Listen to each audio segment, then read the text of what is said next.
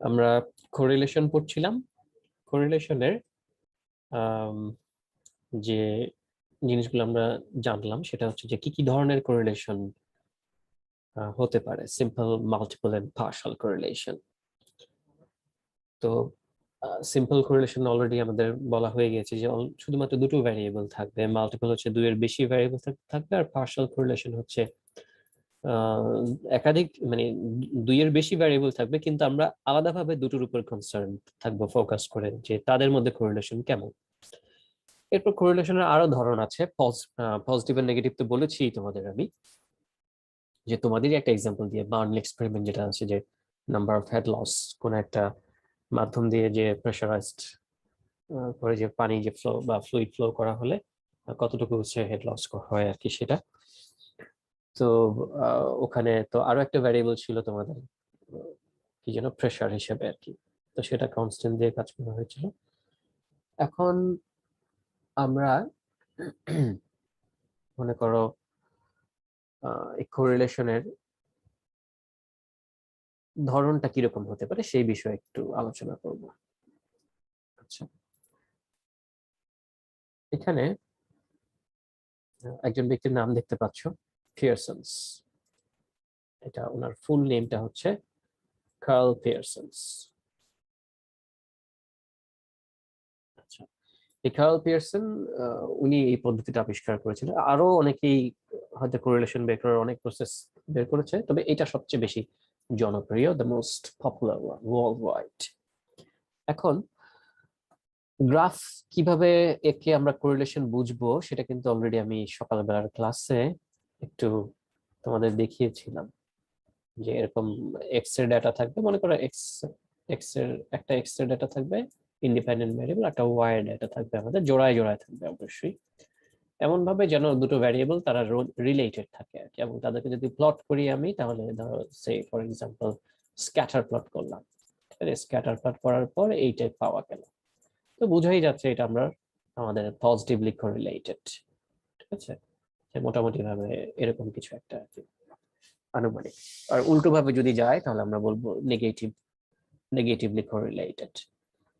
এখন এই জিনিসটার মধ্যে আমার একটা ব্যাপার আছে, কেমন, যে কতটা স্ট্রংলি সে কোরিলেটেড সেটাও আমাদের বুঝতে হবে। যেমন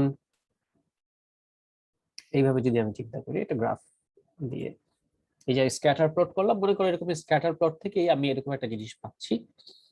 কেমন জিনিস, মনে করো একেবারে জাস্ট লাইক দিস, যে এক্স যতটুকু বাড়বে ওয়াইও ঠিক ততটুকুই বাড়বে আর কি, আমাদের same unit of change, same রেশিওতে সেম অ্যামাউন্ট অফ চেঞ্জ হবে আর কি আমাদের এগুলোতে। তো এটা এক্স অ্যাক্সিস, এদিকে হচ্ছে আমাদের ওয়াই অ্যাক্সিস। এই ধরনের কোরিলেশনকে আমরা বলি perfect positive correlation, perfect positive. তারপর এমনও হতে পারে যে এখান থেকে একটু দূরে সরে যাচ্ছে, মানে একদম এক্স্যাক্টলি পারফেক্ট না, একটা এক বাড়ালে অন্যটা থেকে এক বাড়ছে না, তবে কাছাকাছি, এটাকে আমরা বলি স্ট্রং এন্ড পজিটিভ কোরিলেশন। ওকে, তারপর আরেক ধরনের হতে পারে, মনে করো এভাবে মোটামুটি বাড়ছে, হ্যাঁ ভালোই বাড়ছে মোটামুটি, এটাকে আমরা বলি আমরা মডারেটলি স্ট্রং পজিটিভ কোরিলেশন। আরেক ধরনের হতে পারে, যেমন মনে করো যে আমরা যদি গ্রাফ আঁকি তাহলে হয়তো এরকম হবে বিষয়টা, দেখো এক্স বাড়ছে ওয়াইও বাড়ছে, কিন্তু বাড়ার হারটা খুব কম, slow rate, this is weak positive correlation. এখন এই যে ফর্মুলাটা আছে, পিয়ারসন এই ভদ্রলোক যে এই ফর্মুলা ডিসকভার করেছেন, দেখো ওনার কিন্তু এক্স আই ওয়াই আই গুণ আকারে আছে, এক্স আই স্কোয়ার আছে, ওয়াই আই স্কোয়ার আছে, এন হচ্ছে কত জোড়া ডাটা থাকবে, যে এক্স এক্স এর আর ওয়াই ডাটা কতগুলো সেটা। এই ফর্মুলা ব্যবহার করে আমরা যেটা পাবো, যে আর আর মানে হচ্ছে আমাদের কোরিলেশনের নোটেশনটা আর কি, এবং আর এর মান সবসময় -1 থেকে 1 এর মধ্যেই থাকবে। আর এর ভ্যালু যদি 1 হয় বা ভেরি ক্লোজ টু 1, লাইক 0.999 0.9979 এরকম কিছু যদি হয়, তাহলে সেটাকে আমরা বলবো পারফেক্ট পজিটিভ কোরিলেশন। মানে 1 হলে তো অবশ্যই পারফেক্ট, বা 1 এর খুব ক্লোজ হলে ওটা অলমোস্ট পারফেক্টই বলা যেতে পারে আর কি এরকম। আর 0.7 থেকে 1 এর আগ পর্যন্ত যদি হয়, 1 মানে আগ পর্যন্ত মানে মনে করো 0.92, 0.93, 0.97, 0.95, এগুলো হচ্ছে স্ট্রং এন্ড পজিটিভ কোরিলেশন। 0.4 থেকে 0.7 এর আগ পর্যন্ত হলে বলি moderately strong and positive correlation, আর 0 থেকে একটু বড় বাট 0.4 এর আগ পর্যন্ত হলে বলি আমরা, 0.4 এর একটু নিচে হলে বলি উইক পজিটিভ কোরিলেশন। তো এটাই আমি এই গ্রাফ দিয়ে যে তোমাদের এখানে একটু বোঝানোর চেষ্টা করছিলাম। এটা জাস্ট এই স্ক্যাটার প্লট করলে একটা ধারণা হয়ে যায় মোটামুটি। কিন্তু এই যে ভ্যালুগুলো, এই ভ্যালুগুলো কিন্তু কোনো এমন না যে কোনো hard and fast rule of correlation describing correlation, not like that. বিষয়টা ওরকম না কিন্তু যে এই রুলের মধ্যেই সমস্ত কিছু আমাকে ব্যাখ্যা করতে হবে, no, not like that. Just কিছু একটা বলার জন্য বলা আর কি, যে আমি কিছু এই আর এর মান যা পাবো আমি এই এই এই ফর্মুলা ব্যবহার করে, আমাকে তো কিছু একটা বলতে হবে, আর এর মান যা পাচ্ছি এটাতে কি বোঝায় সেটা বলার জন্যই এই জিনিসগুলো একটু জাস্ট এমনি একটা হিসেবের মধ্যে রাখা। কারণ হচ্ছে সবসময় যে এরকম হবে এমন কোনো কথা নেই। আরেকটা বিষয়, আর এর ভ্যালু কখনো -1 আর 1 এর ওই রেঞ্জের বাইরে কিন্তু যাবে না কখনো। আচ্ছা, এই ভ্যালুগুলো যদি আমি মাইনাস সাইন দিয়ে দিই তাহলে হচ্ছে strong, moderately strong and weak negative correlation, এরকম হবে আর কি আমাদের, বা পারফেক্ট নেগেটিভ কোরিলেশন, জাস্ট এর উল্টোটা আর কি। মানে তোমরা যদি গ্রাফ যদি আঁকো দেখবে এরকম দেখাবে আর কি, যে আমাদের ওয়াই আর এক্স এর রিলেশনটা হবে এরকম, যে পারফেক্ট নেগেটিভ কোরিলেশন, যে একটা যতটুকু বাড়ছে অন্যটা ঠিক ততটুকু নেমে আসছে, কমে যাচ্ছে, ঠিক আছে, অথবা খুব ক্লোজলি কমছে, মানে ভেরি স্ট্রংলি কমছে, এমন হতে পারে, অথবা এমন হতে পারে যে সেটা মোটামুটি হ্যাঁ কমছে বুঝতে পারছি, অথবা এমনও হতে পারে যে এটা খুব স্লো রেটে কমছে আর কি, দেখে মনে হচ্ছে হ্যাঁ এক্স তো কমে যাচ্ছে কিন্তু ওয়াই, যে এক্স বাড়ছে ওয়াই কমছে কিন্তু রেটটা অনেক স্লো, উইক নেগেটিভ কোরিলেশন। তো এখন আমরা মোটামুটি বুঝতে পারলাম যে কোরিলেশনের ব্যাখ্যাগুলো আমরা কেমন করে দেব। এবার আমি যদি তোমাদের ওই ডাটাটা তোমাদের থেকে একটু নেই, সাপোজ ফর এক্সাম্পল কিসের ডাটা যেন, ওই যে একটু আগে তোমাদের তখন যে বলছিলাম যে ভেলোসিটি, আচ্ছা ফ্লুইড, এটা কি ভেলোসিটিটা কি ফ্লুইডের ভেলোসিটি নাকি centimetre per second, and the number of headless count, যেটা কি ফ্লুইডের ভেলোসিটি নাকি এটা, যে মাধ্যম দিয়ে বেরিয়ে আসবে ওরকম কিছু, হোয়াটএভার একটা ভেলোসিটি তুমি মনে করো ফর এক্সাম্পল 145.5, এটা পেলে তুমি মনে করো 7.85, একটা মনে করো তুমি দিলে 148.2, এটা পেলে তুমি মনে করো 7.97 এটা পেলে তুমি মনে করো 151.4, এটা পেলে তুমি মনে করো 8.08, এটা 156.8, এটা তুমি পেলে মনে করো 8.24, সেই ফর এক্সাম্পল এরকম মনে করো 8-10টা ডেটা আছে আমাদের। তো অবভিয়াসলি আমরা কিন্তু একটাকে এক্স বলবো, এটাকে বলবো এক্স, এন্ড এটা হবে আমাদের ওয়াই, তাই তো নাকি? এভাবেই তো তোমরা হিসাব করো নাকি? ঠিক আছে তো নাকি এটা ভুল বলছি? হ্যালো, শুনতে পাচ্ছ আমার কথা? হ্যালো, আর দে, জি স্যার, শোনা যাচ্ছে। আচ্ছা এটাকে এক্স ধরো না আর এটাকে ওয়াই ধরো না নাকি? জি স্যার। হ্যাঁ সেটাই তো আমি শুনেছিলাম। তো এরকম এই যে এক্স আর ওয়াই এর ডেটা অবশ্যই থাকবে, কোশ্চেনে তো না থাকলে তুমি পারবে না আর কি। তো মনে করো একদিকে এক্স আই এর ডেটা থাকলো, আরেকদিকে হচ্ছে আমাদের ওয়াই এর ডেটা থাকলো, গিভেন যেগুলো আর কি। তো আমাদের টেবিলটা করতে হবে এভাবে আর কি, যে এক্স আই স্কোয়ারের একটা কলাম লাগবে আমাদের, তারপর মনে করো ওয়াই আই স্কোয়ারের একটা কলাম লাগবে, এরপর ধরো এক্স আই গুণ y y, y i x i times yi, এটার একটা কলাম লাগবে। সো এই ভ্যালুগুলো বের করার পর দেন তুমি প্রতিটা কলামের সামেশন বের করবে কিন্তু। আচ্ছা, এটা হবে সাম অফ xi, দেন এখানে হবে আমাদের sum of yi, sum of xi square, sum of yi square, sum of xi y। এই ভ্যালুগুলো যখন তুমি এই ফর্মুলায় বসিয়ে দেবে তখন কিন্তু আর এর মান বের হয়ে চলে আসবে তোমার, যে হাউ দে আর কোরিলেটেড, যে ভেলোসিটি এন্ড হেড লস এর মধ্যে কোরিলেশনটা কোন লেভেলের তুমি পেয়ে যাবে কিন্তু এটা স্ট্রং এন্ড পজিটিভ নাকি positive moderately strong positive correlation অথবা উইক পজিটিভ কোরিলেশন। উইক হলে মনে হয় ভালো হয়, তাই না?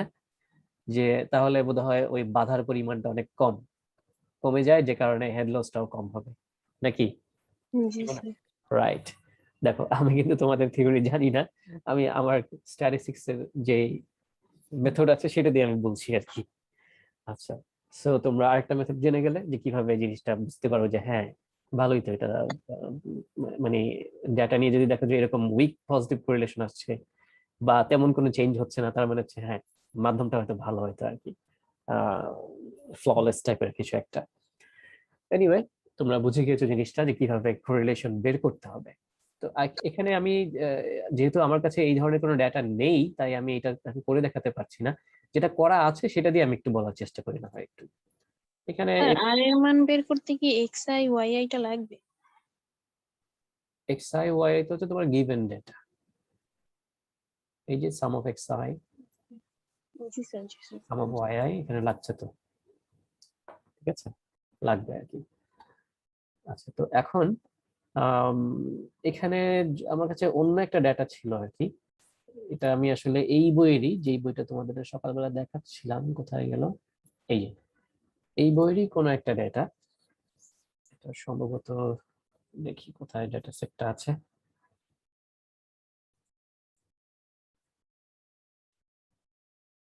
একটু hold করো, আমি দেখি ডাটাটা বের করে নিই, তারপর বলছি।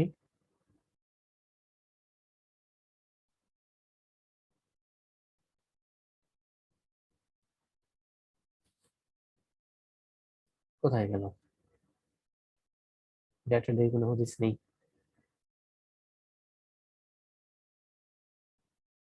স্ট্রেংথ এন্ড এজ, তারপর এগুলো কি দেওয়া আছে একটু, just give me few seconds.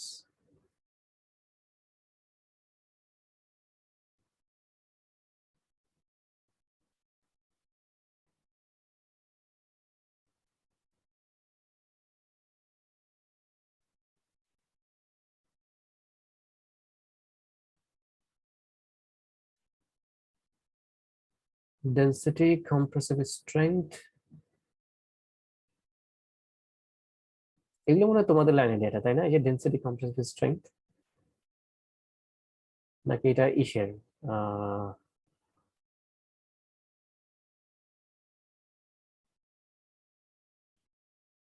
Chloride concentration and roadway area? এটা আবার কি জিনিস? চেনো নাকি এই জিনিস? কি তুমি পড়োনি এরকম কিছু? ডেটাটা এই মুহূর্তে চোখে পড়ছে না আসলে, যে কোথায়। ও, এই যে পেয়েছি। আচ্ছা, এখানে একটা ডেটা দেখো, উইন্ডমিলের ডেটা আছে, উইন্ডমিল পাওয়ার প্রজেক্ট। অর্থাৎ তোমরা সবাই কি উইন্ডমিল দেখেছো সবাই? মানে কেউ কেউ কেউ দেখেছো উইন্ডমিল কিরকম হয় দেখতে বাস্তবে, কিন্তু ছবিতে না? জি না স্যার। কেউ দেখোনি? দুঃখের বিষয়, আমাদের দেশে তো আছে অনেক। আচ্ছা, যাই হোক, আহ দেখবে, বেরোবে বাসা থেকে, কি আছে দেশে দেখার জন্য, তাহলে দেখতে পারবে আর কি। আচ্ছা, যাই হোক, এখানে একজন ইঞ্জিনিয়ার, রিসার্চ ইঞ্জিনিয়ার, উনি একটা উইন্ডমিল পাওয়ার প্রজেক্টে করেছেন কি, যে ফলো করার চেষ্টা করছেন যে উইন্ডমিল পাওয়ারের, মানে বাতাসের গতিবেগের সাথে উইন্ডমিলের যে আউটপুটটা আসে ইলেকট্রিসিটি কারেন্টের, যেটা ডিসি আউটপুট জেনারেট হয়, ওটা একটা ডেটা এখানে আছে। তো এখানে উনি 25টা অবজারভেশন নিয়েছেন। একটা হচ্ছে উইন্ড ভেলোসিটি হচ্ছে xi, আর ডিসি আউটপুট হচ্ছে গিয়ে yi, যেখানে আছে। মাইল পার আওয়ার, ডিসি আউটপুটের ইউনিটটা দেয়া নেই, থাকলে ভালো হতো। তো ডাটাটা প্লট করেছে, কিন্তু খেয়াল করে দেখো যে এখানে ডাটা প্লট করেছে, এখানে উইন্ড ভেলোসিটি আছে আর ওদিকে আছে ডিসি আউটপুট আছে ওয়াই অ্যাক্সিসে। হিয়ার এই উইন্ড ভেলোসিটি আর এদিকে হচ্ছে ডিসি আউটপুট। তো প্লট করেছে, প্লট করলে বোঝা যাচ্ছে যে উইন্ড ভেলোসিটির সাথে সাথে আমাদের ডিসি আউটপুটটা কিন্তু বেড়ে যাচ্ছে। ঠিক আছে, এর মানে হচ্ছে যে এটা পজিটিভ কোরিলেশন আছে এদের মধ্যে। তো যদি আমি কোরিলেশন বের করি, একটু আগে যে টেবিলটা আমি তোমাদের একটু ড্র করে দেখানোর চেষ্টা করছিলাম, সেরকম যদি হয়, এখানে আমি একটা আন্দাজে লিখে রেখেছি আপনি জাস্ট বুঝানোর জন্য আর কি। না এটা না, সরি, কোথায় গেল, এই যে সাপোজ এই উইন্ডমিল পাওয়ার প্রজেক্টের আর এর মান পেলাম 0.73, 0.73 কিন্তু এই রেঞ্জের মধ্যে পড়ছে। So আমি বলবো there exists a strong and positive correlation between wind velocity and DC output, which means if the wind velocity increases, the DC output will also increase and vice versa. এরকম ছোটখাটো একটা এক্সপ্লেনেশন দিয়ে দেবে। যদি wind velocity বাড়ে তাহলে DC আউটপুটও বাড়ার কথা, সিগনিফিকেন্টলি বাড়ার কথা আর কি। আমরা এই রেজাল্টটাই বুঝতে পারছি। এবং তোমাদের যে একটু আগে আমি যে এক্সাম্পলটার কথা বলছিলাম যে একটা ফ্লুইডের যে ফ্লো, মানে কোন একটা মাধ্যম দিয়ে ফ্লো করালে যে এটার হেড লসের যে কাউন্টটা আমরা করি ভেলোসিটি, ডিফারেন্ট ভেলোসিটিতে, সেখানে হয়তো তুমি এইভাবে বলতে পারো যে আর এর মান এত পাওয়া গিয়েছে, মনে হচ্ছে যে এটা এতটা ভালো, মাধ্যমটা হয়তো এতটা ভালো বা এতটা খারাপ। যদি আর এর মানে স্ট্রং আসে তার মানে হচ্ছে যে মাধ্যমের মধ্যে প্রচুর বাধা পাচ্ছে আর কি, তাই না? তাই তো বুঝাবে নাকি? যদি আর এর মানে স্ট্রং পজিটিভ আসে, জি স্যার। বাধাপ্রাপ্ত হচ্ছে বেশি আর কি, মানে এভাবে আমরা জিনিসগুলো বুঝতে পারবো আর কি। এনিওয়ে, আশা করি তোমাদের কাছে খুব একটা বোরিং লাগছে না বিষয়টা, বুঝতে পারছো, যেহেতু প্র্যাকটিক্যাল ইউজটা বুঝতে পারলে তুমি ইন্টারেস্ট পাবে আর কি, যে হ্যাঁ, যেহেতু আমি বুঝতে পারছি যে কি করছি এবং এখান দিয়ে কি বের করতে পারবো। এই গেল হচ্ছে আমাদের পিয়ারসন্স কোরিলেশন কোএফিসিয়েন্টের বিষয়টা। তো যদি মাইনাস আসতো তো আমি উল্টো কথা বলতাম যে একটা বাড়লে একটা কমে যাবে, একইভাবে আর কি, ডেটা যেভাবেই থাকুক না কেন। এখন মনে করো তোমার কাছে আমি একটু আগে যে ডাটাটা লিখছিলাম আর কি, আমি সেটাই মনে করো উইন্ড ভেলোসিটি, এটা আমি শুধু ভি লিখে রাখলাম, আর হেড লসকে আমি এইচ এল লিখে রাখলাম মনে করো আর কি, সরি, ভেলোসিটি মানে সেই ইসের আর কি, ফ্লুইডের ভেলোসিটি আর কি। ঠিক আছে, এটাকে এভাবে লিখে রাখি, আর হেড লস কাউন্টার লিখে রাখি। এখানে আমি কি কি ভ্যালুর জন্য দিয়েছিলাম, 141 না কত যেন দিলাম, না ওয়ারেভার, মনে নেই আমার নিজের এখন, 145 সামথিং দিয়েছিলাম। তারপর হচ্ছে যে 148 না কত দিলাম মনে নেই এখন, যাই হোক 151 সামথিং দিয়েছিলাম। তারপর হচ্ছে আর কি যেন দিলাম, 156 দিলাম। এখন এরকম 5-7টা বা 8-10টা ডেটা তোমার কাছে আছে মনে করো, তাদের হেড লসের হিসেবটাও আছে। এই ডেটার উপর বেস করে I'm asking you that you just estimate the head loss if the velocity is 165, তাহলে হেড লস কি হতে পারে এস্টিমেট করো। অথবা আমি এমন একটা ভ্যালু দিলাম, মনে করো 153, যেটা এই ডাটার মধ্যে নেই, এমন কিছু জানতে চাচ্ছি যা এই ডাটার ভেতরে নেই, তার জন্য আমার হেড লস কেমন হবে তুমি এস্টিমেট করো। বাকিগুলো কিন্তু সবই আছে আর কি, অবজার্ভড, এগুলো হচ্ছে অবজার্ভড ভ্যালু, এরা আছে। কিন্তু আমি জানতে চাচ্ছি এমন কিছু যে আর কোনো এক্সপেরিমেন্ট করতে পারবে না, এটা এবার বলো এটা হলে কি হবে, এটা তুমি এস্টিমেট করো। বা ইন ফিউচার এই সিচুয়েশন চলতে থাকলে 165 বা 170 এই প্রেসার দিলে কেমন হতে পারে সেটা তুমি এস্টিমেট করো। তার মানে you have to estimate something which is not given in the observed data, but you are using the observed data. তুমি observed dataটা ইউজ করবে ওই জিনিস বের করার জন্য। এই যে আমি কি কোশ্চেন করলাম, যে যা দেয়া আছে তোমার কাছে এটার উপর বেস করে আননোন কিছু একটা তুমি বের করতে চাচ্ছ, প্রেডিক্ট করতে চাচ্ছ, ফোরকাস্ট করতে চাচ্ছ মনে করো আর কি। এই ধরনের সিনারিওটা যখন অ্যারাইজ করে তখনই আমরা আর কোরিলেশন ব্যবহার করি না, তখন আমরা ব্যবহার করি রিগ্রেশন।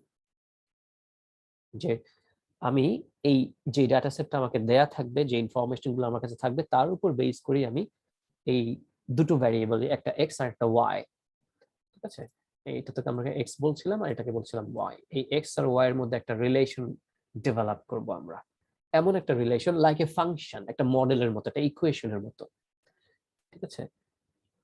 এমন ভাবে আমি ইয়ে করবো, মনে করি যে আমরা ফাংশন লিখি না, y is a function of x, সেই ফর এক্সাম্পল মনে করো টুয়াইস এক্স প্লাস 5, মনে করো টুয়াইস প্লাস 5। তো এখন আমার এইটা এই ওয়াই মনে করো হচ্ছে আমার, সেই ফর এক্সাম্পল ওয়াই হচ্ছে আমার হেড লস আর এক্স হচ্ছে আমার ভেলোসিটি। তো এখন এরকম কোনো ফাংশন বা এরকম কোনো ইকুয়েশন যদি আমি বের করতে পারি, যদি পারি এই গিভেন ডেটা থেকে আর কি, যে ডেটা আমাকে দেয়া থাকবে, ইনফরমেশন যেটা গিভেন থাকবে সেখান থেকে, তাহলে এই এক্স এর মান যদি আমি এখন 165 বসিয়ে দিই, তাহলে ওয়াই হেড লস কত হবে আমি একটা এস্টিমেট পেয়ে যাবো না? আমি এরকম কোনো ইকুয়েশন বের করতে পারলে কি পারা যাবে তো নাকি? জি স্যার। এই যে ইকুয়েশনটা, যেটা আমি একটা ফাংশনের মতো লিখলাম, এটা একটা সরলরেখা সমীকরণের মতো লাগছে দেখতে আর কি, এটাই হচ্ছে রিগ্রেশন ইকুয়েশন। তো রিগ্রেশন ইকুয়েশনটা হচ্ছে আমার ইন্ডিপেন্ডেন্ট এবং ডিপেন্ডেন্ট ভ্যারিয়েবলের ভিতরে how they are related we just try to estimate or we just try to find that, আমরা এটা বের করার চেষ্টা করি কিভাবে তারা রিলেটেড, কতটা স্ট্রেংথ নিয়ে রিলেটেড সেটা না, স্ট্রেংথ বা ডিগ্রি অফ রিলেশনশিপ সেটা হচ্ছে কোরিলেশন, যে strongly, weekly, positively or negatively সেই জিনিসটা বুঝতে পারবো। কিন্তু এই যে দেখো আমি একটা ইকুয়েশন যখন লিখলাম, এইমাত্র যে ইকুয়েশনটা আমি লিখলাম এটার কথা বলছি আমি, যে y equal two twice x plus 5, এই যে ইকুয়েশনটা। তো এখানে কিন্তু আমি বুঝতে পারছি এক্স এর মান যদি আমি 1 বসাই তাহলে সেটা কি হবে, 2 দ্বারা গুণ হবে, দ্বিগুণ হয়ে যে y এর মান পেয়ে যাবো আমি। মানে কি পরিমাণ চেঞ্জ হবে এক্স কে চেঞ্জ করলে সেটাও কিন্তু পেয়ে যাচ্ছি। আবার এটাও বুঝতে পারবো যে পজিটিভলি বাড়বে না নেগেটিভলি বাড়বে, সেটাও বুঝতে পারবো কিন্তু আমরা। আচ্ছা, সো রিগ্রেশন হচ্ছে এমনই একটা বিষয় আর কি, যে দুটো জিনিসের মধ্যে আমার দুই বা ততোধিক, দুইয়ের বেশি হতে পারে, তবে মিনিমাম দুটো আর কি, দুটো ভ্যারিয়েবলের মধ্যে যেখানে একটা ডিপেন্ডেন্ট আর একটা ইন্ডিপেন্ডেন্ট ভ্যারিয়েবল, এদের মধ্যে রিলেশনশিপটা কেমন, স্ট্যাটিস্টিক্যাল মডেলটা কেমন দেখতে হবে, ইকুয়েশনটা কেমন হবে, ফাংশনাল রিলেশনটা কেমন, সেটা বুঝে যাবো আর কি আমরা। আচ্ছা, তো ওটাই হচ্ছে রিগ্রেশন। তো বুঝাই যাচ্ছে যে রিগ্রেশন মানেই হলো ইন্ডিপেন্ডেন্ট এবং ডিপেন্ডেন্ট ভ্যারিয়েবলের মধ্যে একটা রিলেশন কেমন সেটা বের করা। দেখো তাহলে এখানে আমি একটা এক্সাম্পল দিয়েছি। আচ্ছা, এই এক্সাম্পলে পরে যাই আর কি, এটা কিভাবে লিখতে পারবো। এখানে যদিও অন্য ধরনের একটা এক্সাম্পল আছে, কারণ আসলে আমার কাছে তো ওই ডেটা আগে ছিল না, যেটা ছিল আমি সেটা নিয়ে বোঝানোর চেষ্টা করেছি। এটা যেই জায়গার ডেটা সেটা আমি একটু তোমাদের দেখাই। এটা হচ্ছে এখানকার ডেটা, কোথায় গেল, একটু হোল্ড করো।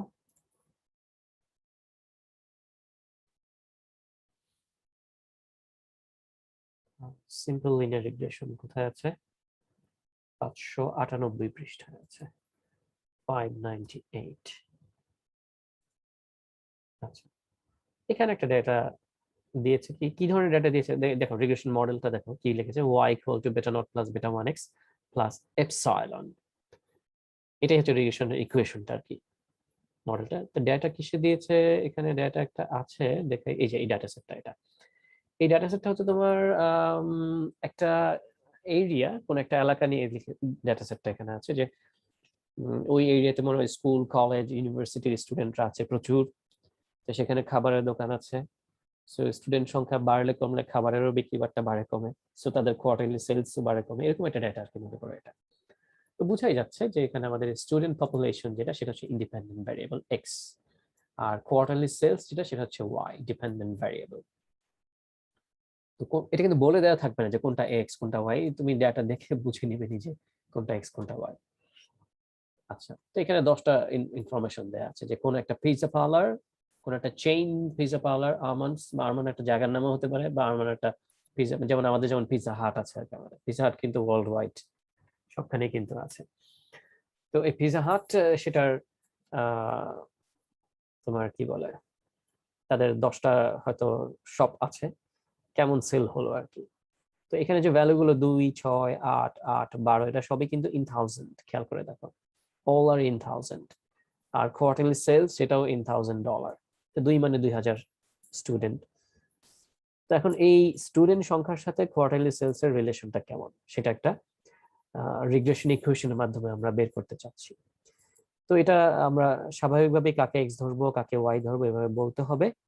স্টার্টিংটা যেভাবে করি আমরা সেটা হচ্ছে এই যেভাবে দেখো, লেট এক্স স্টুডেন্ট পপুলেশন, একটু বাদ পড়ে গিয়েছে, পাশে লেখা দরকার ছিল যে ইন থাউজেন্ড, এই কথাটা বাদ পড়ে গিয়েছে এখানে, এটা হচ্ছে ইন থাউজেন্ড, মানে ইউনিটটা কিন্তু বাদ দেওয়া যাবে না।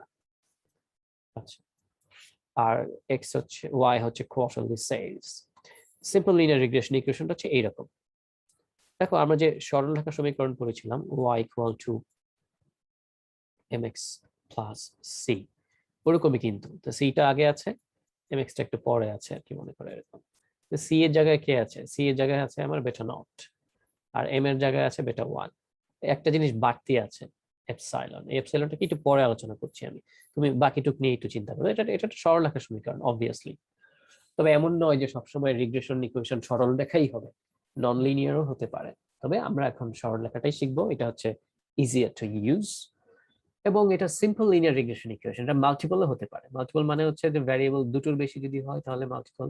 তখন আমি এইভাবে লিখবো, বেটা নট প্লাস বেটা 1 x1, এভাবে চলতে থাকবে আর কি, যতগুলো ভ্যারিয়েবল আমার থাকে ইন্ডিপেন্ডেন্ট ভ্যারিয়েবল, বেটা 2 x2, এভাবে চলছে মনে করো n সংখ্যক পর্যন্ত আর কি, বেটা n xn প্লাস হচ্ছে একেবারে লাস্টে গিয়ে হচ্ছে এরর টার্ম, যেটাকে বলছি এপসাইলন। দেখো এপসাইলন হচ্ছে এরর টার্ম। এরর টার্মটা কি জিনিস? ও, এটা y ইকুয়াল টু হবে, y একটাই। আচ্ছা, এই যে এতগুলো লিখলাম এগুলোকে বলা হয় মাল্টিপল লিনিয়ার রিগ্রেশন ইকুয়েশন। তোমরা এই ধরনের ইকুয়েশন পড়েছো না, যে x1 plus twice x2 plus thrice x 3 minus x4 equal to মনে করো হচ্ছে 80। তারপর মনে করো যে minus x2 plus x3 equal to মনে করো 20। এরকম সিস্টেম অফ লিনিয়ার ইকুয়েশন পড়েছো না, সবগুলো সলভ করা, x1 x2 x3 x3 এর মান বের করা, পড়েছো তো নাকি? হ্যালো, এই ধরনের জি স্যার। শিখেছো? হ্যাঁ। তো এই যে দেখো এখানে আমার ভ্যারিয়েবল গুলো x1 x2 x3 এবং তাদের সহগ কি আছে? 2 প্লাস 3 মাইনাস 1 1। তো এইটাও তাদের সহগগুলো, যে বেটা 1 বেটা 2 বেটা n, তাদের সহগগুলো। বাড়তি জিনিস কি আছে? এটা, এই যে এররটা। আর বেটা নটটা হচ্ছে কনস্ট্যান্ট, যেটা হচ্ছে আমাদের এই যে 80 20, এটা হচ্ছে এটা আর কি আমাদের। এনিওয়ে ওরকমই বিষয়টা আর কি। তা এটার সাথে মেলানোর দরকার নেই, জাস্ট আমি বোঝানোর জন্য বলছি আমি এটা। তো এরর টার্মটা কি জিনিস সেটা একটু বলি আমি তোমাকে। এটা বোঝানোর জন্য আমি একটু এখন উপরে একটা এক্সাম্পল এমনি লিখে, এক্সাম্পল না জাস্ট বোঝানোর জন্য। মনে করো একটা আইসক্রিম ফ্যাক্টরি, একটা আইসক্রিম ফ্যাক্টরির আউটপুট হচ্ছে আইসক্রিম, ইনপুট কিন্তু অনেক কিছু আছে, আউটপুট একটাই আইসক্রিম। সো আউটপুটকে আমি ডিপেন্ডেন্ট ভ্যারিয়েবল বলতে পারি ওয়াই, আর ইনপুট গুলো হচ্ছে আমার ইন্ডিপেন্ডেন্ট ভ্যারিয়েবল, যা milk, sugar, water, electricity, gas supply, machines, labour, colour, flavour and so on, anything, অনেক অনেক কিছু হতে পারে। So all these are independent variable, এবং যারা ইন্ডিপেন্ডেন্ট ভ্যারিয়েবল তারাই হচ্ছে আমার x1 x2 x3, এই যেভাবে আর কি। তো আমার তো উদ্দেশ্য হচ্ছে আউটপুট y খুব ভালো কিছু একটা হবে আর কি, function of all the inputs. তো এটা তো একটা সিস্টেম, এটা একটা প্রোডাকশন সিস্টেম, এটা তাই না? একটা সিস্টেমের ইনপুট গুলোর সাথে আমি তার আউটপুটের রিলেশনটা দেখতে চাচ্ছি কেমন, এটা ফাংশনাল রিলেশন বা একটা ইকুয়েশনের মাধ্যমে দেখবো আমি। কিন্তু এভাবে করলে কি আদৌ সবকিছু 100% হয়? হয় না, কিছু না কিছু ড্যামেজ হয়ে যায়, নষ্ট হয়ে যায়। তোমরা দোকান থেকে বিস্কিট কিনলেও দেখবে যে একটা বিস্কিট বা দুটো বিস্কিট বেশি পুড়ে গিয়েছে, কর্নারটা কালো কিংবা ভেঙে গিয়েছে, অথবা কোথাও কোনো কোনো প্যাকেট কোন ফাঁকে দিয়ে যেন একটু ছিদ্র ছিল, ড্যাম্প হয়ে আছে বিস্কিট। উদাহরণস্বরূপ বোঝাচ্ছে আর কি just. So there might be some error, একটা সিস্টেমের মধ্যে এরর থাকতেই পারে। সো আমরা যখন একটা সিস্টেমকে কোনো মডেল বা ইকুয়েশনের মাধ্যমে প্রকাশ করব, এই কারণে যে লাস্ট একটা এররটা দিয়ে দিই আমরা, যে হ্যাঁ error might be there. So error might be there and we are considering it and we are denoting it by epsilon here in the regression line equation, simple linear regression equation. আচ্ছা, এখন আমাকে বলো তো একটা সিস্টেমের error, মানে একটা সিস্টেমের অপটিমাম আউটপুট কখন পাবো আমি? নিশ্চয়ই এররকে ভ্যানিশ করে দিতে পারলে, তাই তাই তো নাকি? এটাকে যদি হাওয়া করে দিতে পারি আর কি আমি, অর্থাৎ এররকে যদি আমি 0 বানিয়ে দিতে পারি আর কি। এখন যে ইকুয়েশনটা এখানে লিখেছি আমরা, এটা হচ্ছে ইন জেনারেল ইকুয়েশন, ঠিক আছে? আমি এখন যা বলছি সবকিছু থিওরিটিক্যাল কথা, কিন্তু প্র্যাকটিক্যালি এটা হয় না, বাট থিওরিটিক্যাল কথাবার্তা বলছি এখন যা কিছু। সো এই যে এরর টার্মটা যদি ভ্যানিশ করে দিতে পারি আর কি আমি, অর্থাৎ যদি 0 বানাতে পারি, ইফ এররের পরিমাণ হচ্ছে আমার 0, দেন এই যে বেটা নট এবং বেটা 1, আমি যে একটু আগে ফাংশন লিখেছিলাম যে y equal two 2x plus কিছু একটা লিখেছিলাম বা 7 বা কিছু একটা লিখেছিলাম আর কি। তো এই 2 এর জায়গায় কে আছে? বেটা 1। 7 এর জায়গায় কি আছে? বেটা নট, কনস্ট্যান্ট টার্ম যেটা আর কি, যে কনস্ট্যান্ট টার্ম। আর বেটা 1টা হচ্ছে কোএফিশিয়েন্ট অফ x বা রেট অফ চেঞ্জ বা স্লোপ কোএফিশিয়েন্ট। আর এররটাকে বলছি এপসাইলনটা হচ্ছে এররটা। সো এরর যদি 0 হয়, দেন এই বেটা 1 এবং বেটা নট এর মান কেমন হবে, মানে ইফ এরর ইজ 0, অর্থাৎ আমি যদি বলি যে এরর নেই, ভ্যানিশড, তাহলে বেটা 1 এবং বেটা নট দেখতে কেমন হবে, এদের এক্সপ্রেশনটা কেমন হবে। এই যে assumption, this is my assumption, যে উই আর অ্যাসিউমিং, ঠিক আছে? এটা মানে হচ্ছে অ্যাসাম্পশন। সো অ্যাসাম্পশন মানে হচ্ছে থিওরিটিক্যাল কথা আর কি, যে এরর যদি 0 হয় তাহলে বেটা 1 এবং বেটা নট কেমন হবে। যেমন হবে সেটা হচ্ছে এই যে এখানে ফর্মুলা আছে দুটো, একটা হচ্ছে যে আমাদের যেটা দেখতে পাচ্ছ তোমরা এখন অন দ্য স্ক্রিন, বেটা 1 এর ফর্মুলা, বেটা নট এর ফর্মুলা। এই হচ্ছে যদি আমি এররকে 0 ধরে কাজ করি, তাহলে এই দুটো জিনিস, এটা বড় সড়ো ক্যালকুলেশন আছে, দরকার নেই তোমাদের সেটা, শুধু ফর্মুলাটা জেনে রাখো। এররকে 0 ধরে নিয়ে থিওরিটিক্যালি আমরা বেটা 1 এবং বেটা নট এর এই ফর্মুলা দুটো ডিরাইভ করে পাই। এখন যদি এই ফর্মুলা দুটো এররকে 0 ধরে ডিরাইভ করে পেয়ে থাকি, তাহলে নিশ্চয়ই এই ফর্মুলা দুটো ব্যবহার করে আমি যে মান পাবো, যে এস্টিমেট পাবো, এবং তাদেরকে যখন আমি ইকুয়েশনে বসিয়ে ফেলবো, তো নিশ্চয়ই ইকুয়েশনের লাস্টে আর ওই এরর টার্মটা থাকবে না, কারণ আমার অ্যাজাম্পশনটাই ছিল if error is equal to 0। তাহলে এটা বাদ, এটা লেখাটা দরকার নেই, এটা আমার এখানে। ঠিক আছে, যখন রেজাল্টটা লিখবো তখন আর এটা ভুলেও লিখবে না, কিন্তু শুরুতে লিখবে, কারণ এটা ইন জেনারেল ফরম্যাট। এই যে এটা ইন জেনারেল ফর্ম। যখন ফাইনালি আলটিমেটলি রেজাল্ট লিখবো আমরা, তখন কিন্তু আর এই যে এই জায়গায় এসে আর প্লাস এপসাইলনটা ভুলেও লিখবে না, কারণ হচ্ছে আমাদের অ্যাজাম্পশনটা শুরুই হয়েছিল এই বেটা 1 বেটা নট এর ফর্মুলাটা ডিরাইভ করা হয়েছেই ওটাকে 0 ধরে নিয়ে আর কি। আচ্ছা, এখন এখানে একটা ছোট্ট বিষয় আছে, খেয়াল করে দেখো, যে আমরা, আচ্ছা ক্যালকুলেশনটা আগে দেখো, পরে বলছি এই বিষয়ে। ক্যালকুলেশনটা খেয়াল করে দেখো। ক্যালকুলেশনটা হচ্ছে এই যে আমরা এই যে কোরিলেশনের ক্যালকুলেশন দেখলাম না, ওরকমই কিন্তু দেখতে অনেকটা। সো টেবিলটা নিশ্চয়ই কোরিলেশনের মতোই হবে, এই যে x লাগবে, y লাগবে, x স্কয়ার লাগবে, xy লাগবে, ঠিক আছে? এরাই কিন্তু আছে আসলে ইনফ্যাক্ট। এদের যে সবগুলো কলামের মান বসিয়ে দিয়ে, মানে রিগ্রেশন ইকুয়েশন করার জন্য হচ্ছে এটা, এই দুটো কলাম লাগবে, এক্স স্কয়ার লাগবে আর এক্স ওয়াই লাগবে রিগ্রেশন ইকুয়েশন করার জন্য, আর কোরিলেশন করার জন্য এই পুরোটা ছিল আর কি। বাট এই দুটো আবার ডিফারেন্ট ইস্যু, এই দুটো অন্য আলাদা জিনিস, একটু পরে আসবে এই দুটো। তো ইকুয়েশন বের করার জন্য এটা, এটা, এটা আর এটা, রিগ্রেশন ইকুয়েশন বের করার জন্য, এস্টিমেট করার জন্য। আচ্ছা, এখন এই যার যার জায়গায় এই কলামের সামগুলো যা যা পাওয়া যাচ্ছে সব বসালে পাওয়া গেল, মনে করো বেটা 1 হচ্ছে 5, বেটা নট হচ্ছে 16। অবশ্য বেটা নট বের করতে যেয়ে কিন্তু আমাদের আবার এই ওয়াই বার, মানে ওয়াই এর অ্যারিথমেটিক মিন এবং এক্স বার, এক্স এর অ্যারিথমেটিক মিন পাশে বের করে নিতে হবে, যে এখানে এক্স বার কত, তারপর তোমার ওয়াই বার কত, এটা একটু বের করে নিতে হবে এখানে আর কি আমাদের। আচ্ছা, তো পাওয়া গেল ইকুয়েশনটা হচ্ছে y equal two 60 plus 5x। এখানে আমি একটা জিনিস চিহ্ন দিয়েছি, খেয়াল করে দেখো, বেটা 1 হ্যাট, বেটা নট হ্যাট, y হ্যাট। এই হ্যাট জিনিসটার মানে কি একটু শুরু থাকলে, এই হ্যাট চিহ্নটা দেওয়ার অত্যন্ত গুরুত্বপূর্ণ। এই কারণে গুরুত্বপূর্ণ, এই যে তোমাদের আমি যে হেডলস এর এক্সাম্পলটা যে দিলাম, মানে তো আমি দেখিনি আসলে, তোমাদেরই অন্য ক্লাস থেকে নিয়েছি আর কি, নিয়ে তোমাদের সাথে বলেছি। আমি তোমাদের সিনিয়রদের কাছ থেকেও জিজ্ঞেস করেছিলাম যে হ্যাঁ এরকম একটা বিষয় আছে। এই যে ভেলোসিটি যেটা আর কি, তারপর হচ্ছে হেড লস, আমি শুধু সংক্ষেপে লিখছি HL। তো ভেলোসিটি তুমি এখানে মনে করো 101, প্রথমটা কি বলেছি 141 দশমিক সামথিং বলেছি, 2 বলেছি, এবং এটার জন্য বলেছিলাম মনে হয় 7 পয়েন্ট মনে করো 84। এরপর মনে করো 143 দিলাম, এরপর মনে করো 149 দিলাম, 149.5, তারপর দিলাম মনে করো যে 152.4, এরপর মনে করো 156.8।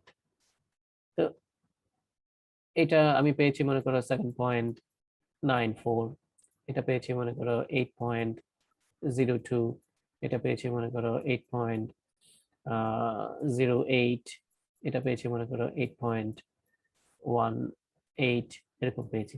এরপর মনে করো আমি আবার দিলাম 149.5, সেই ফর এক্সাম্পল আমি কিন্তু অলরেডি একবার 149.5 ইনপুট দিয়েছিলাম, পেয়েছিলাম 8.02। এখন আমাকে বলো তো আমি যদি আবার 149.5 যদি আবার দিই, এমনকি হুবহু 8.02টাই পাবো এখানে আমি, নাকি চেঞ্জ হলেও হয়ে যেতে পারে একটু কিছুটা,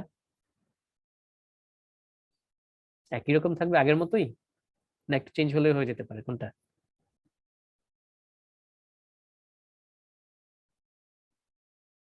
বুঝতে পারছো আমার প্রশ্নটা? হ্যালো, না স্যার। প্রশ্নটা হচ্ছে এটা হচ্ছে আমাদের ইনপুট গুলো ছিল আর কি, তাই না? জি স্যার। এবং আমরা ফলো করেছি যে এই অবস্থায় আমাদের হেড লস গুলো কেমন হয়। তো আমি করলাম কি, অলরেডি একটা ইনপুট দিয়েছিলাম, এরকম ইনপুট আবার আরেকটা দিলাম।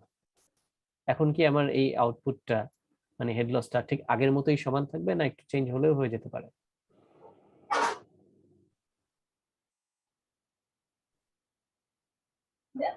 চেঞ্জ হতে পারে। সো বিষয়টা হচ্ছে এরকম যে আমরা চাইলেই একটা জিনিস যদি রিপিট করি হুবহু আগের রেজাল্টটা নাও পেতে পারি, চেঞ্জ হয়ে যেতে পারে আর কি। তার মানে তুমি যেটা করছো এটা যে অ্যাবসলিউট ট্রুথ এরকম না বিষয়টা, ইট ইজ চেঞ্জেবল। তুমি বারবার রিপিট করলে একই রকম সবসময় পাবো আমরা আউটপুটটা। তো এই যে চেঞ্জ হয়ে যাচ্ছে এর মানে হলো যে what M I doing is not an absolute truth. এই অ্যাবসলিউট ট্রুথ যে না, আমি চাইলে এবং আমি স্যাম্পল ডেটা নিয়ে কাজ করছি, পপুলেশন ডেটা নয়, কিন্তু এটা স্যাম্পল ডেটা নিয়ে কাজ করছি, তাই চেঞ্জ হয়ে যাচ্ছে। এই সমস্ত কিছু বোঝানোর জন্য এই একটা সাইন দেওয়া হয়, সেটা হচ্ছে এই হ্যাট। আমি এস্টিমেট করছি, কিন্তু আমি ডিক্লেয়ার করছি না যে একদম এটা এরকমই থাকবে। আমি আবার হয়তো আরেকদিন করলে অন্যরকম হয়ে যেতে পারে, রেজাল্ট চেঞ্জেবল। তো এই সমস্ত কিছু বোঝানোর জন্য যে আমি এই হ্যাট সাইনটা দিই এখানে। তুমি যদি হ্যাট সাইনটা না দাও তাহলে বোঝা যাবে যা বলছো সারা জীবনের জন্য এটা একদম এটা ফিক্সড, তা তো নয়। তুমি আবার করলে আবার চেঞ্জ হয়ে যাবে বিভিন্ন কারণে, সে কারণে একটা হ্যাট সাইন দিতে হয় আর কি। হ্যাট সাইন তোমরা দেবে, এর মানে আমি এস্টিমেট করছি, estimated regression line, estimated regression line y hat পেয়ে গেলাম আমরা এটা এখানে। তো এখন এই হচ্ছে আমাদের এটা। এখন এটার মানেটা কি, ব্যাখ্যা কি? এই যে 65 এটার ব্যাখ্যাটা কি? এটার ব্যাখ্যাটা হচ্ছে এরকম, খেয়াল করে দেখো তো। আমাদের কি যেন ছিল, ওই এক্স ছিল মনে করো student population in 1000 and y ছিল কোয়ার্টারলি সেলস। এই যে ইকুয়েশনটা পেলাম, এটা এখান থেকে আমি বলতে পারি যে এক্স হচ্ছে আমাদের স্টুডেন্ট সংখ্যা, না? যে স্টুডেন্ট সংখ্যা যদি 1 ইউনিট আমি বাড়াই, তাহলে আমার আউটপুট হিসাবে এই যে কোয়ার্টারলি সেলস 5 টাইমস বাড়বে, তাই না? যেহেতু প্লাস সাইন আছে, বলা যায় এটা 1 unit change in the number of student output will make 5 unit increase in the quarterly sales। কি বলা যায় এটা? জি স্যার। এই হচ্ছে এটার ব্যাখ্যা। 60 এর ব্যাখ্যা কি তাহলে? 60টা হচ্ছে কনস্ট্যান্ট। এই 60 মানে বেটা নটের যে মানটা আর কি। বেটা 1 এর মানের ব্যাখ্যাটা সহজ, যেটা বললাম যে 1 unit change in x will make 5 unit increase in y। মানে নাম ধরে বলতে হবে, এক্স হচ্ছে স্টুডেন্ট পপুলেশন, ওয়াই হচ্ছে আমাদের ইয়েটা আর কি, কোয়ার্টারলি সেলসটা আর কি। তাহলে বেটা নটের বিষয়টা তাহলে কি? তাহলে বেটা নটের ব্যাখ্যাটা তাহলে কিভাবে দেবে? এটা হচ্ছে, দেখো যদি স্টুডেন্ট যদি না থাকতো, যদি এক্স ইকুয়াল যদি 0 হতো আর কি, তাও কিন্তু একটা কোয়ার্টারলি সেলস আমার আছে 60 ফিক্সড। কি তাহলে এটা? এটা হচ্ছে স্টুডেন্ট না থাকলে কি হয়েছে, আর কেউ নেই ওখানে, ইনহ্যাবিটেন্টসরা আছে, যারা এমপ্লয়িজ আছে আশেপাশে তারা আছে, বিভিন্ন ব্যবসা প্রতিষ্ঠানের লোকজন আছে, বাসা বাড়ি থেকে তোমার হতে পারে, অনলাইন অর্ডার দিতে পারে, এগুলো ফিক্সড। সো এটার ব্যাখ্যাটা হচ্ছে এরকম যে regardless of the student population, still there are some quarterly sales which is $60,000 quarterly.